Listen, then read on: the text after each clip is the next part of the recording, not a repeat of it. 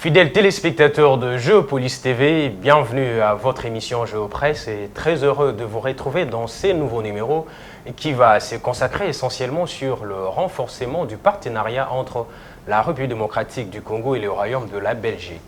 Accompagné d'une forte délégation gouvernementale dont le Premier ministre belge Alexandre De Croo, le roi de Belge Philippe Léopold et la reine Mathilde séjournent en République démocratique du Congo depuis le mardi dernier pour une visite officielle de 6 jours. Cette visite est dense en évocation du passé colonial et du délicat travail de la réconciliation entre les deux États. Voilà le sujet autour duquel nous allons débattre aujourd'hui. Et pour en parler, j'ai à ma droite Dieudonné Boinali, à qui j'ai dit bonjour. Bonjour Dieudonné Boinali. Merci d'être là présent. Merci. Et à ma gauche, Fiston Oleko, journaliste à Géopolis. Bonjour. Bonjour Dieudonné Moulamba, merci de l'invitation. C'est toujours un plaisir de partager ces moments ensemble. Et à vos côtés, il y a Pati Moukouna, à qui je dis bonjour aussi, chroniqueur. Bonjour Jojo, bonjour Fiston et bonjour Dieudonné. Bonjour aussi à vous, fidèles téléspectateurs. Nous sommes là pour les analyses. Merci. Je vais commencer cette émission avec vous, Dieudonné Boinali, journaliste à Géopolis et spécialiste de questions économiques. Mais vous savez, malgré deux rapports dus d'abord à la pandémie de Covid-19 et ensuite à l'invention russe de l'Ukraine, ce voyage du couple royal s'est finalement concrétisé et marque un tournant décisif dans les relations entre les deux pays. Qu'est-ce que vous en dites? Merci pour la question. Le roi a tenu sa promesse. Ce voyage était prévu en principe en 2020, lors du 60e anniversaire de l'indépendance politique de la République démocratique du Congo. Vous vous souvenez qu'à l'accession à la magistrature suprême du président Félix Tshisekedi, il avait opté pour la Belgique pour son premier voyage et puis la première visite d'État. S'il avait opté pour la Belgique, c'est pour plusieurs raisons. Premièrement, la Belgique, c'est la capitale de l'Union européenne. Et la Belgique et la RDC, nous avons des liens historiques forts que nous ne devons pas oublier. C'est en Belgique aussi que l'actuel président a passé une partie de son enfance et où vit même une partie de sa famille. C'est à partir aussi de la Belgique que la RDC a été sanctionnée. Là, je parle des dirigeants politiques de l'ancien régime. Il y a eu la fameuse liste de 15 personnalités politiques.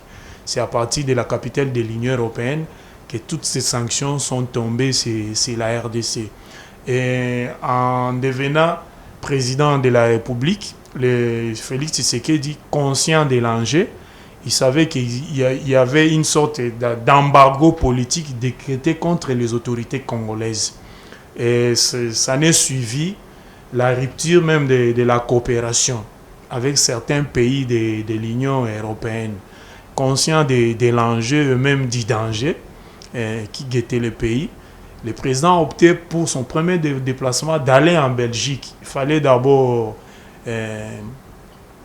renouer les dialogues et solliciter les concours des partenaires belges pour le réchauffement des relations d'abord bilatérales et en plus multilatérales.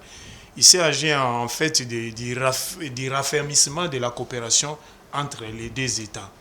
Et profitant de son séjour dans la capitale de l'Union européenne, le président Félix Tshisekedi en avait profité pour lancer une invitation au roi des Belges pour qu'il vienne assister au 60e anniversaire de l'indépendance.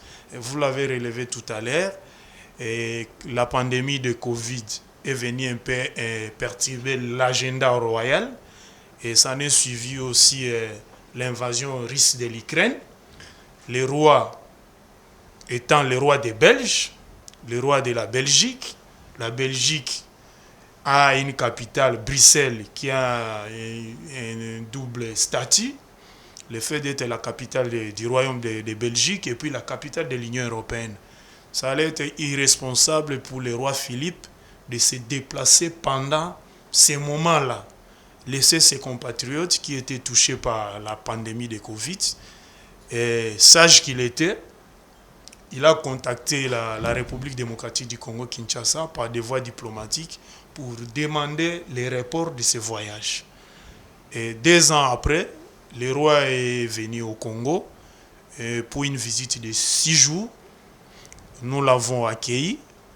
Et au jour d'aujourd'hui, nous avons appris qu'il a pris son avion pour la 2e étape de sa visite.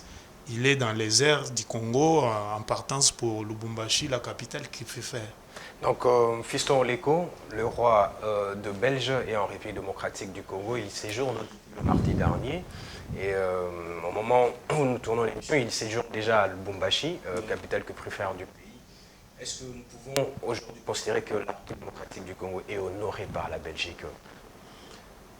Oui, la République démocratique du Congo est honorée par la Belgique. Je vais d'abord commencer par vous dire merci pour la parole. Il faut dire que la RDC a connu un moment de refroidissement des relations diplomatiques avec la Belgique. Vous savez, l'histoire de 2015, avec les élections qui devraient avoir lieu normalement en 2016, il n'a pas eu lieu. Avec tout ce que la Belgique ou l'Union européenne accusait le Congo au moment du régime Kabila, que ce régime étouffait les libertés publiques, de réprimer bien évidemment les manifestations des opposants, qui a conduit même aux sanctions que M. Dieudonné venait d'évoquer. Vous vous rappelez comment est-ce que le représentant de l'Union européenne a été chassé d'ici? C'était Bartouvri, si j'ai bonne mémoire, c'est Bartouvri. Dans quelles conditions il a été bien évidemment rapatrié en Europe. Donc les relations avec le royaume de Belgique étaient vraiment au bord de la rupture. Il n'y avait vraiment pas de relation, pas de coopération.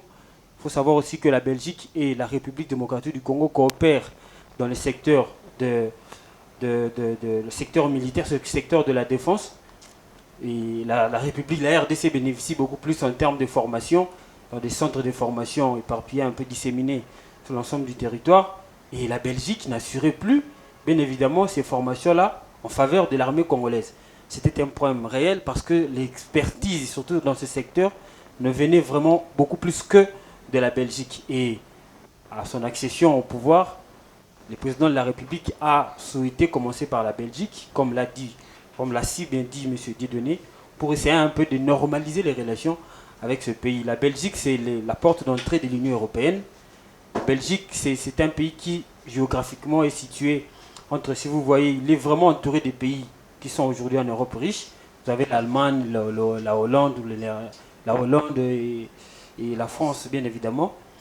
Donc, aujourd'hui, l'avènement du roi, il est vrai que le roi ne dirige pas, c'est un roi, il règne.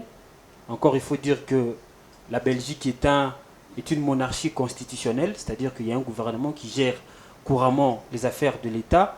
Et aujourd'hui, la RDC recevoir le roi des Belges, oui, on peut le dire que c'est un honneur, parce que quand vous avez de telles visites dans le pays, ça dénote que dans les pays, il y a vraiment un peu, surtout, il y a une bonne image, surtout en termes de paix, surtout en termes de relations diplomatiques avec d'autres pays. Ça rassure aussi même les investisseurs qui pouvaient éventuellement venir au Congo. Donc c'est tous les éléments-là qui font en sorte que on peut dire aujourd'hui que c'est un honneur que le roi puisse venir au Congo et passer 6 jours, c'est pas le moindre. Vous avez parlé de la normalisation aujourd'hui avec l'avenue du roi. Est-ce qu'on peut considérer que la relation s'est normalisée déjà ou bien oui, il y a encore du chemin à faire? Certainement, les relations se normalisent parce que faut dire qu'en ce moment ici, les formations ont repris avec le Royaume de Belgique, les experts militaires au niveau de la Belgique. Il faut dire aussi que, surtout au niveau des échanges commerciaux, il y a avancé au niveau même des coopérations, au niveau de nos ambassades, il y a vraiment beaucoup d'avancées. Bien qu'il y a beaucoup de chemin à faire, on ne peut pas rester dans le statu quo. Il faut avancer dans les coopérations. Même moi, j'ai toujours pensé, pourquoi pas, comme la France fait avec les G5 Sahel, la Belgique puisse intervenir aussi sur le terrain des opérations. Donc il y a encore du chemin à faire, mais au stade où nous parlons, nous sommes vraiment dans ce processus-là de normalisation. Nous sommes dans le processus de normalisation. Il y a 2 ans, le roi de Belge, Philippe Léopold, après présenter ses excuses. Donc, disons, a exprimé ses regrets. Il a dit, c'était à l'occasion du 60e anniversaire de l'indépendance de l'ex-Congo belge, de l'actuelle démocratique du Congo. Le roi a exprimé ses plus profonds regrets pour le blessure de la colonisation, ce qui est une première historique. Comment considérez-vous cela? Cela suffit pour le Congolais? Je crois que cela ne suffit pas, d'autant plus que les actes perpétrés par la colonisation ne peuvent pas s'effacer par des mots ou par des verbes. Cela ne s'explique pas. Parce que c'est quand même un génocide oublié, comme beaucoup des ouvrages l'ont intitulé. C'est plus de 6 millions. On parle de 3 à 6 millions, près 5 millions de gens qui ont été fauchés, dont les mains, les bras et consorts ont été coupés, mutilés, tout ça. Et c'est des familles et des familles. Aujourd'hui, ils sont là, ils ont des descendants, ils ont des arrière-petits-fils qui gardent dans leur tête l'histoire de leur grand-père et qui aujourd'hui voient quelqu'un qui vient avec le même titre, avec la même posture. Donc ce sont des vieux démons qui vont ressusciter. C'est à eux qu'il faut faire porter, faire porter ces chapeaux-là. Mais l'État, il est continuel. C'est le roi de Belge. Il a le même titre que Léopold II, le même titre que Baudouin Ier, c'est le roi de Belgique. Le pardon libère. Mais on n'est pas dans la foi, on n'est pas dans la morale, on est en politique, on est dans le réel. En politique, qu'est-ce qu'il faut faire concrètement? Qu'est-ce qu'il faut faire? Il faut engager un dialogue, chercher des voies et moyens pour se faire pardonner. Par exemple, le roi peut aller en Mbandaka, parce qu'il faut se le dire, les domaines de la couronne, une grande partie là où beaucoup de gens ont été mutilés ou coupés de bras, c'est pratiquement dans la zone qui comprend Mbandaka, Équateur. Partie nord du pays. Partie nord du pays. Quand on parle de génocide oublié, ce n'est pas à Kinshasa. Ici, à Kinshasa, c'était quoi? D'exclusion de zones, les blancs, les noirs, ça c'est rien. À l'intérieur, vers les Mbandaka, Bassankoussou, un peu plus loin là-bas, c'est là-bas qu'il y avait la mort. C'est là-bas qu'il y avait des plantations de veilleurs où on tuait des gens. Donc quand il vient au Congo et il s'est choisi d'aller à Kinshasa, Lubumbashi, Goma et Kisangani, c'est comme si il est en train d'éviter le vrai problème. Il devait aller à Mbandaka, il devait aller à Bassankoussou. Le pardon qu'il veut là, il doit aller le dire là-bas.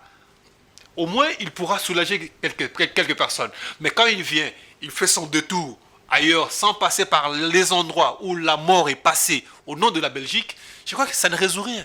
Ça ne résout rien. Il faut dire encore que aujourd'hui, le roi n'a pas vraiment dit exprimer son pardon. Il a simplement répété ce qu'il avait dit dans sa lettre de 2020, exprimer son profond regret face aux exactions que son pays ou ses prédécesseurs ont commis à l'endroit des Congolais ou à l'encontre des Congolais. Donc il n'a vraiment pas... Cela a fait même beaucoup de débats. Un journaliste même occidental a posé cette question au président de la République lors de la conférence de presse. C'était le mercredi, à l'issue d'un tête-à-tête avec du président de la République avec le roi. Et le président même de la République était un peu évasif de dire que nous ne regardons pas le passé, nous voyons que le futur, c'est ce que nous devons faire. Mais jusque-là, la Belgique, la République démocratique du Congo n'a pas eu les pardons ou n'a pas écouté un pardon venant de la Belgique. Mais est-ce qu'il faut faire comme le président l'a dit, voir le futur? Le passé, c'est vrai, nous tous nous les connaissons. Mais aujourd'hui, les deux pays veulent un nouveau partenariat qui peut les amener à assurer une stabilité et aussi à favoriser le développement. Ça, c'est tout à fait normal, c'est la vie des États. Il est normal que les États avancent, qu'ils soient en partenariat, en coopération, ça c'est une vie normale des États. Ici, nous parlons des faits qui ont trait à la sociologie des choses, des faits sociologiques. C'est-à-dire aujourd'hui, le roi et sa population, la Belgique, ou son État, la Belgique, doivent trouver de voies et moyens pour aller, tant soit peu, parler avec ces gens-là, soulager, trouver des solutions communautaires pour que ces gens-là puissent enfin dire que, bon, la Belgique, on doit passer à autre chose. Par exemple, si on arrive à situer que les centres névralgiques de ces choses-là, c'était par exemple Bassankoussou, c'est là-bas qu'on a beaucoup tué, ou c'est Libenge, ou c'est Mbandaka. Pourquoi pas reconstruire Mbandaka, par exemple? Mais est-ce que c'est en 6 jours que tout cela peut être fait ou bien... Ce sont des projets. C'est un projet, c'est un processus. On peut initier des choses. Pourquoi pas si on s'est dit que bon, les centres c'était, bon, comme je l'ai dit, on construit un stade, on construit un hôpital, on réhabilite toutes les avenues sans frais du gouvernement. Ça entre dans les cadres de réparation de choses. Comme ça, les enfants qui vont venir après, on leur dira que la Belgique a tué ici. Et sentez la Belgique être prête pour cela? Je vous dis, la Belgique a de l'argent. Si prête pour s'engager dans ces processus de réparation. Mais si ils s'engagent dans le pardon, pourquoi pas s'engager dans la faisabilité? Pourquoi pas transformer les pardons en faits? C'est une question de volonté. Parce que aussi longtemps que les rois vont commencer à se défiler, dire bon, on comprend les regrets, on s'excuse, pardonnez-nous, ça ne change rien. Chaque fois qu'il viendra, les gens vont caricaturer, vont montrer ces effets-là, et ça ne va rien changer. La coopération politique va avancer, mais sociologiquement, nous serons au point mort. Nous serons toujours au point mort, il y aura toujours beaucoup de blessures, voilà. Et les gens vont toujours murmurer, et cela ne pourra pas faire avancer les choses. Dieudonné Bonavi, le couple royal est accompagné d'une délégation gouvernementale, dont le Premier ministre et quelques ministres aussi. Et selon le Premier ministre qui a eu aussi un échange avec Jean-Michel Samadou Condé, le Premier ministre congolais, Alexandre Decroix déclare que la Belgique veut être le partenaire de la République démocratique du Congo. Et il y a énormément d'acteurs économiques belges qui veulent venir investir en RDC, mais qui veulent aussi avoir plus de précision sur le climat des affaires, le climat fiscal et les opportunités qui sont en République démocratique du Congo. Est-ce qu'aujourd'hui, la RDC peut rassurer la Belgique? Est-ce qu'on peut être rassuré que la RDC a un climat des affaires qui peut favoriser aussi la venue des investisseurs? Merci pour la question. Je rappelle, comme l'a dit tout à l'heure mon estimé confrère Oleko, que la Belgique a une monarchie constitutionnelle. Cela veut dire pratiquement ceci: les rois règnent mais ils ne gouvernent pas. On allait mal voir la visite du roi, le roi venir au Congo sans un membre du gouvernement belge. C'est pour cela que vous avez vu dans la grande délégation qui accompagne les souverains belges en République démocratique du Congo, vous avez les premiers ministres, Alexandre Decroix, vous avez la secrétaire d'État chargée de la restitution, et puis vous avez quelques membres du gouvernement. Au-delà de la visite royale, la Belgique veut avoir un partenariat mutuellement avantageux avec la République démocratique du Congo. D'ailleurs, Géopolis Hebdo, dans sa livraison d'aujourd'hui matin, nous sommes longuement revenus sur ça. Nous avons même titré Kinshasa et Bruxelles vers une nouvelle ère de coopération. S'engage pour une coopération mutuellement avantagée. Climat des affaires, oui, c'est l'aîné des soucis de tous les investisseurs qui sont présents en République démocratique du Congo, même pour ceux qui veulent venir au pays de Patrice Emery Lumumba.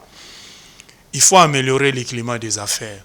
Il y a une institution qui est chargée de faire la promotion de l'image positive de la République démocratique du Congo. Il s'agit de l'Agence nationale pour la promotion des investissements. Cette agence vulgarise, fait aussi la promotion des dernières réformes opérées par les gouvernements pour l'attraction des investissements privés et étrangers.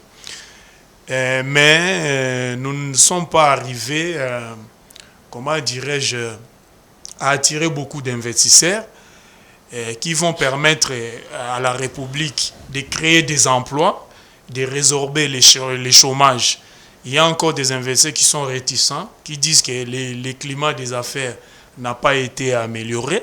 Il y a encore beaucoup de choses qui restent à faire.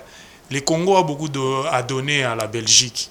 C'est tous les plans. Il ne faut pas oublier aussi que la Belgique est intéressée par les diamants congolais depuis la nuit des temps. Il y a des entreprises minières en Belgique. La Belgique fait partie des partenaires commerciaux de la République démocratique du Congo. Mais malheureusement, les pays d'Alexander Deco n'est plus le premier partenaire commercial de la République démocratique du Congo. Avant l'indépendance, la Belgique l'était. Mais la Belgique a été détrônée par la Chine. Permettez-moi si je peux lire quelque chose. La Belgique, la RDC est actuellement le 71e client de la Belgique. Le flux des échanges se situe au niveau de 373 millions de dollars américains. Et la RDC est le 93e fournisseur de la Belgique pour 84 millions de dollars. Vous allez voir que la balance commerciale est déficitaire. C'est en faveur de la Belgique. Vous avez 373 millions de dollars contre 84 millions de dollars. Mais si on compare la balance commerciale de la RDC avec la Chine, vous allez voir que la RDC, la Chine est devenue le premier partenaire commercial de la RDC. La balance, le flux des échanges commerciaux entre la Chine et la RDC pour la même période de 2020, c'est 9 milliards de dollars américains. La Chine intervient à hauteur de 1,5 milliard. Donc, du côté du partenariat commercial entre la Chine et la République démocratique du Congo, la balance commerciale pèse en faveur de la République démocratique du Congo. Mais quand on compare avec la Belgique, la balance est déficitaire. Et les Belges ont beaucoup laissé ces terrains. Ils se sont retirés à la suite de plusieurs événements. Vous vous rappelez de la zaharianisation. Il y a eu le pillage aussi des entreprises belges. Déjà, avec tous ces chiffres, donc on comprend que déjà c'est plus la RDC qui importe de biens de la Belgique. Et dans ces partenariats, qu'est-ce que la RDC offre à la Belgique? Dans ces partenariats, nous offrons d'abord, nous avons les produits miniers, les métaux de base. La RDC exporte les métaux de base. À l'état brut. À l'état brut. Mais notre plus grand consommateur, c'est la Chine. La Belgique achète principalement notre diamant et un peu du cuivre et du cobalt. Nous offrons aussi à la Belgique, il y a notre potentiel touristique. Vous n'allez pas oublier que le parc national de Virunga, c'est un parc qui intéresse depuis longtemps la famille royale belge. À sa tête même, il y a un Belge qui dirige ce parc. Les Belges sont intéressés beaucoup au potentiel touristique de la République démocratique du Congo. Vous avez aussi la recherche des débouchés. Avec la crise de l'invasion russe de l'Ukraine, cette invasion a accentué un peu la crise économique en Europe. Les États européens cherchent un peu à quitter les marchés riches. Ils sont à la recherche de nouveaux débouchés, de nouveaux marchés. C'est très important de le souligner. Et l'Europe a toujours considéré l'Afrique comme le réservoir des matières premières. Et la RDC dispose des coffres forts des matières premières et en est parmi les principaux pays pourvoyeurs de ces matières premières. Mais est-ce que c'est possible qu'on arrive à améliorer ces chiffres aujourd'hui avec la Belgique? On peut aussi espérer, puisque vous avez dit, il reste encore beaucoup à faire. C'est possible d'améliorer ces chiffres à une seule condition. Notre économie est encore une économie de ramassage. C'est une expression que j'emprunte au professeur d'économie Kabeya Chikuku. Lui, il dit toujours que la RDC a une économie de ramassage. Nous devons cesser d'être des consommateurs. La RDC ne doit pas être seulement un grand marché des consommateurs où vous trouvez plus de 80 millions de consommateurs. Nous devons devenir aussi des producteurs. Nous en avons des capacités. Nous avons la matière première, des matières premières pour produire beaucoup de produits que nous importons à l'étranger. Nous pouvons transformer notre agriculture, qui est actuellement une agriculture de subsistance, à une agriculture industrielle. Nous pouvons importer aussi des tomates. Pourquoi on doit continuer à importer des boîtes de conserve, des tomates, des boîtes d'aliments, et de la viande, et de la farine, du sucre?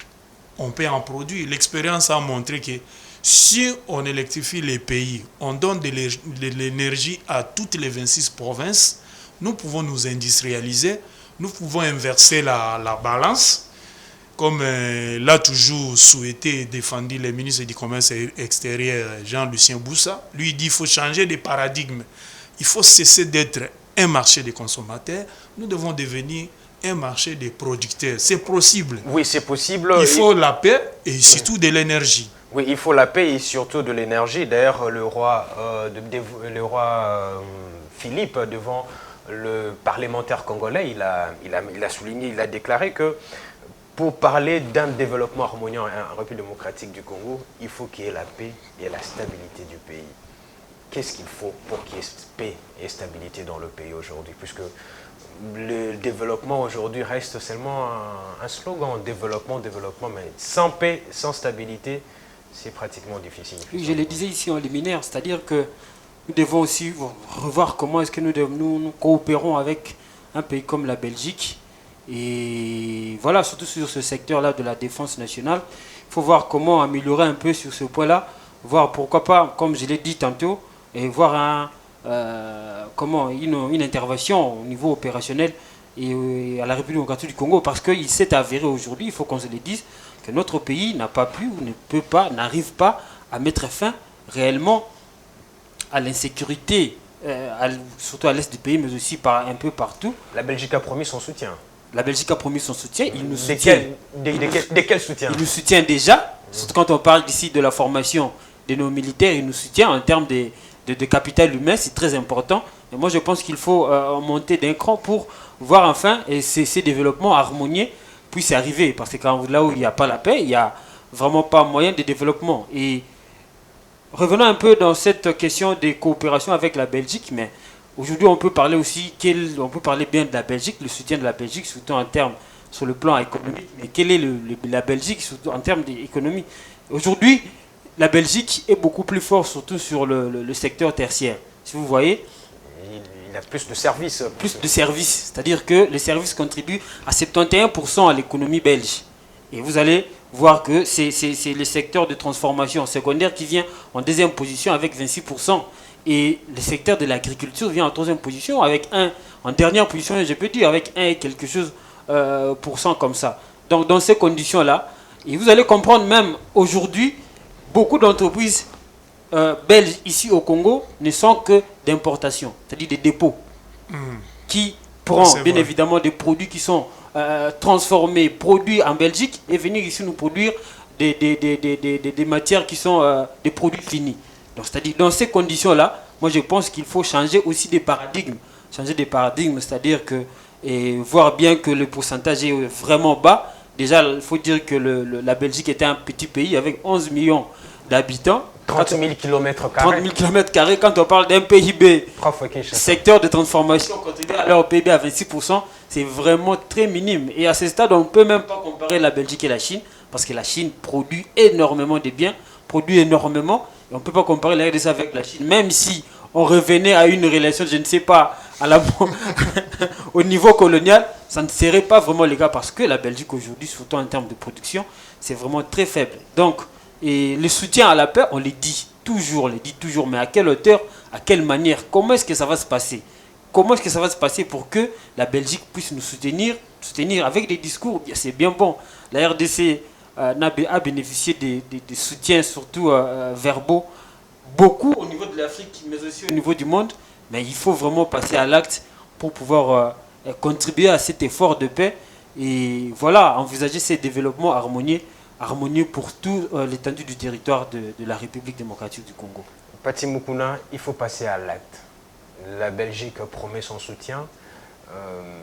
On est client de la Belgique, mais on est 71e. Mais aujourd'hui, qu'est-ce qu'on peut encore attendre de la Belgique pour que ces partenariats soient vraiment avantageux et profitables pour les deux États? Tant sur le plan commercial, sur le plan militaire, donc aussi. Je veux peut-être vous décevoir, mais je n'attends pas grand-chose. D'autant plus que... Oui, pourquoi? Parce que aujourd'hui, les Européens, globalement les Européens, sont devenus de très bons parleurs et ils sont très faibles en action. Déjà, entre la promesse et sa réalisation pour un Européen, c'est 3 ans. Peut-être que nous voulons aussi Non. ces belles paroles. Entre la promesse et la réalisation, pour un Européen, c'est 3 ans. Déjà, au début de ce mandat, les Allemands sont venus ici pour nous raconter qu'ils vont reconstruire les chemins de fer. Mais aujourd'hui, quand je vous parle, ce sont les Japonais qui ont repris les chantiers.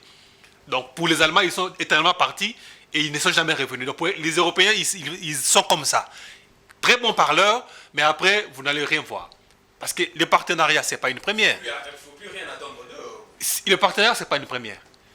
Prenez seulement les communes de Kinshasa. Pratiquement toutes les communes de Kinshasa ont eu de partenariats avec des communes belges. Ngaba, Matete, Limete, Kimbansek, Ngalema, Kitambo. Je vous dis, toutes les communes de Kinshasa étaient en partenariat. Ils ont bénéficié aussi de quelques biens, tout ça. Ils ont bénéficié de maisonnettes pour ériger des bureaux de quartier. Des petites maisons de 2 chambres salon.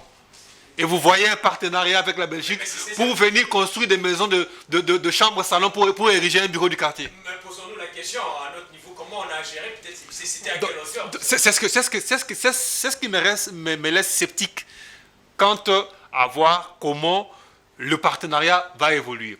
Parce que déjà par le passé, la ville de Kinshasa a déjà eu à être en partenariat avec Bruxelles.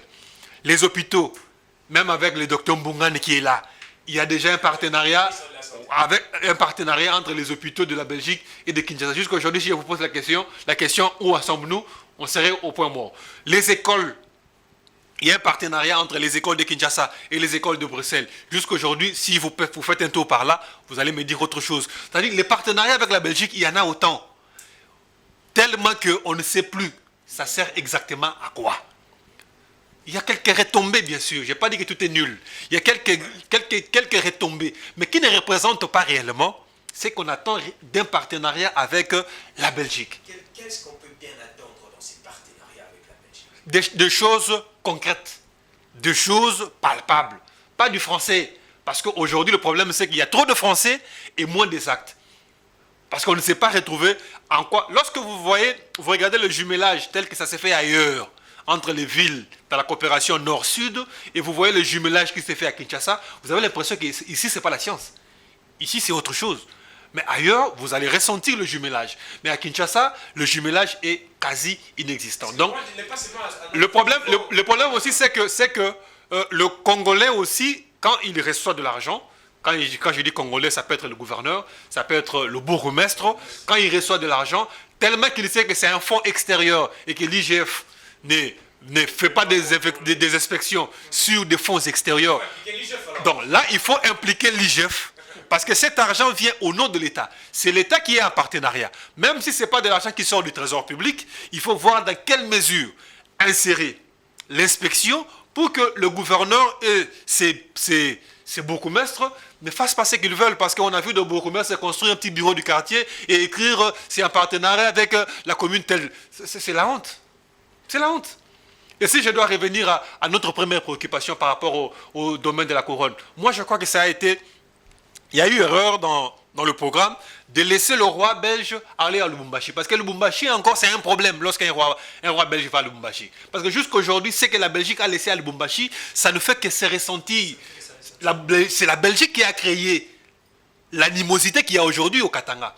Le fait de tout le temps, les gens veulent se réclamer fédéralistes, c'est un esprit belge. Ce sont les Belges qui l'ont créé. Et ça a mené jusqu'à la création même d'un État.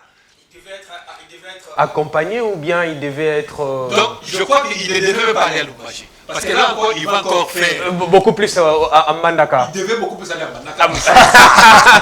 Moi, j'ai un avis contraire. D'accord, allez-y. Mon estimé confrère a semblé oublier beaucoup de choses qui sont les fruits de la coopération belgo-congolaise. Tel que... Je l'informe, peut-être il n'a pas suivi l'information. L'hôtel de ville de Kinshasa, comme vous avez cité les 24 communes qui ont des accords de jumelage avec certaines communes belges, l'hôtel de ville de Kinshasa, et Géopolis a même écrit un papier sur ça, vient de bénéficier d'un lot important d'engins d'assainissement de la capitale congolaise. Par le passé, la Belgique a contribué au programme d'assainissement urbain de Kinshasa, dénommé POC. La Belgique, si vous l'avez oublié, à travers son roi, lors de son discours devant les deux chambres du Parlement, au Palais du Peuple, le roi a promis de faire un plaidoyer international au niveau des instances internationales. Là, j'emploie ces concepts pour le retour de la paix dans la région des Grands Lacs, pas seulement l'est de la RDC. Ce n'est pas une petite chose. La Belgique a colonisé le Congo. La Belgique a hérité de deux États, deux pays qui étaient sous la coupe de l'Allemagne. Lorsque l'Allemagne avait perdu la guerre mondiale, les Nations Unies avaient décidé de prendre le Rwanda et le Burundi, ça vous le connaissez. La Belgique a un passé historique, a une histoire, elle connaît bien la RDC et tous ces pays. Voilà, je vous donne aussi un autre exemple. Toutes les infrastructures que nous avons aujourd'hui datent de l'époque coloniale. Elles ont été construites par la Belgique. C'était pas un partenariat, c'était la colonisation. Voilà, non, j'arrive. Vous parlez de partenariat, j'atterris. Toutes les infrastructures que nous avons ont été construites sous la colonisation. Les Belges ont certaines expériences dans certains domaines. Aujourd'hui, nous parlons du transport multimodal. L'expérience a montré que les transports en commun à Kinshasa, on ne peut pas les giguler, régler les problèmes rien qu'avec des taxis et des taxis-bis et quelques bis de Transco. Nous avons un vieux réseau de chemins de fer construit par les Belges. On peut les réhabiliter, revenir à un partenariat avec les Belges, pas comme celui de l'époque de la colonisation, mais un partenariat des temps modernes, gagnant-gagnant. On nous réhabilite les réseaux ferroviaires. Nous avons un réseau ferroviaire national qui s'est arrêté à Ilebo. Mais M. Bonnet, est-ce le gouvernement s'est donné comme l'ambition est-ce que c'est ce qui est demandé de aujourd'hui? continuer ce vaste chantier. Est-ce que c'est ce qui est maintenant demandé aujourd'hui? En urgence, nous avons besoin de la paix. Le roi a dit ça. Le Congo a besoin d'abord de la paix. D'ailleurs, sa visite, c'est une bonne chose. Nous avons un potentiel touristique. Malheureusement, nous avons des sérieux problèmes au niveau du management. On n'a jamais vendu notre potentiel touristique. Vous allez voir d'autres pays, des petits pays comme le Rwanda, s'associer avec des grands clubs pour vendre l'image de leur pays, visite Rwanda. Pour nous, la visite du roi, c'est une bonne chose. En venant au Congo, nous allons montrer à la face du monde que le Congo n'est pas le Far West que vous suivez dans les médias occidentaux, qui a crépitement des balles partout. Il y a des bonnes choses qui se passent au Congo, il y a changement certes, mais pas au rythme voulu par la population et les observateurs internationaux. Mais il y a quelque chose quand même qui change. Nous avons besoin du soutien belge. Je vous donne un autre exemple. Nous avons besoin aussi de la coopération scientifique entre l'université congolaise et les universités belges. L'éducation, c'est un facteur du développement. On peut investir dans l'éducation et développer ce pays. Nous devons investir dans les infrastructures et développer ce pays. Vous voulez toujours avoir des routes construites par des Chinois? Non. Alors. Le problème. Bon, allez-y, puisqu'on termine.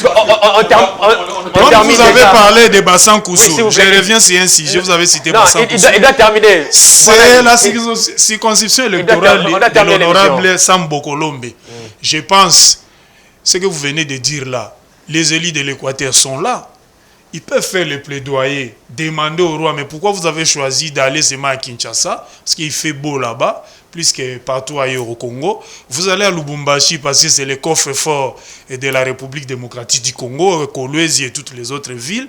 Vous irez à l'Est parce qu'il fait très beau, le climat tempéré, proche de celui de l'Europe. Pourquoi vous n'êtes pas parti à l'Équateur? Peut-être qu'il le fera prochainement. Un dernier mot. Merci. J'aimerais juste faire le point par rapport aux actes coloniaux et les actes de partenariat. Parce que ici, on fait la sommation de ce qu'il y a eu comme partenariat depuis plus de 60 ans après l'indépendance et voir si nous avons avancé avec la Belgique, oui ou non. On a eu beaucoup plus de contentieux et beaucoup plus de choses qui n'ont pas vraiment avancé. Alors, j'aimerais bien que celui-ci, que ce partenariat, soit vraiment dans le concret, soit dans le réel. Parce que nous savons ce que la Belgique peut donner. Ici, Oleko l'a dit, que la Belgique est dans une économie tertiaire, une économie de services. Et nous avons besoin d'une économie de transformation. C'est ça le problème. Alors, celui qui vous amène les tertiaires, vous n'avez pas la transformation. Ça veut dire qu'il y a un problème. On doit encore chercher un autre qui va apporter la transformation. Or, cet autre-là, ce n'est pas la Belgique. Donc, il y a encore un problème. C'est la Chine. C'est la Chine, c'est clair. Donc, il y a un problème dans ce partenariat. Mais il peut y avoir des retombées. Lorsque le roi dit qu'il faut... Le Japon a quelle industrie de transformation? Vous avez des entreprises minières là-bas, mais vous coopérez avec le Japon. Vous recevez beaucoup de dons du Japon. Non. Les services l'économie de transformation, on Le peut Japon, c'est s'acheter aussi... des matières premières ailleurs et vous transformez chez vous comme la Belgique. Elle importe les matières premières et il transforme chez lui et il vient avec ici. La question de la paix qu'évoque le roi, toutes les paix sont précaires, ça c'est connu, il n'y a pas de paix, éternelle si c'est né au paradis. C'est-à-dire que la paix des États, c'est une paix qui dépend toujours des facteurs X, Y, Z. L'Ukraine était en paix. Voilà, donc aujourd'hui, l'Ukraine n'est plus en paix. Donc la paix aussi est fonction de votre niveau de défense nationale. Aujourd'hui, le Congo a un très mauvais système de défense nationale. Il faut seulement voir combien de camps militaires nous avons construits, combien de réaménagements défensifs on a fait pour sécuriser nos frontières. Aujourd'hui, tu peux parcourir 2 km de frontières, 3 km, vous ne croisez aucun service. Aucun service de l'État, aucun point de contrôle. Ça veut dire que tout ça, avec ce que représente la RDC en termes des appétits, c'est-à-dire la paix telle que la veulent les Européens, une paix céleste, c'est compliqué. Les Congos, on doit faire avec la paix telle que nous l'avons. Parce qu'aujourd'hui, on apprend que les FARDC ont libéré. Mais lorsque les M23 occupés, personne n'a dit que cet endroit-là était occupé. C'est quand ils ont libéré qu'on apprend qu'ils ont libéré. Mais quand c'était occupé, tout le monde s'était. D'accord, merci Pati Moukouna. S'il vous plaît, voilà, le temps, la télé c'est le temps. Un sujet très intéressant, un sujet qu'on aimerait vraiment bien approfondir. Mais je pense que dans d'autres numéros, on va encore poursuivre avec le même plaisir, avec le même co-débatteur. Fidèles téléspectateurs, merci de votre fidèle attention. Si vous avez aimé cette émission, dites merci à l'équipe technique, Orman Mosantos, Tani Samba, Eric Mpongwe. Et moi, je vous dis à la prochaine.